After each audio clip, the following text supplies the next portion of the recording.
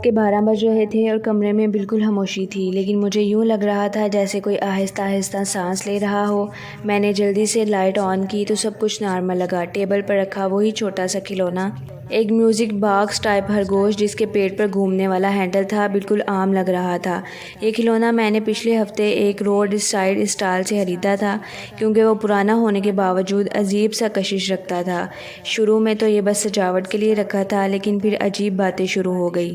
کبھی رات کے وقت خود بخود اس کا ہینڈل گھومنے لگتا اور دھیمی سی میوزک کی آواز کمرے میں گونجنے لگتی۔ کبھی کھلونا فرش پر الٹا پڑا ملتا جیسے کسی نے پھینکا ہو۔ ایک رات میں نے صاف دیکھا کہ کھلونے کے کان ہل رہے ہیں، حالانکہ کمرے میں ہوا تک نہیں تھی۔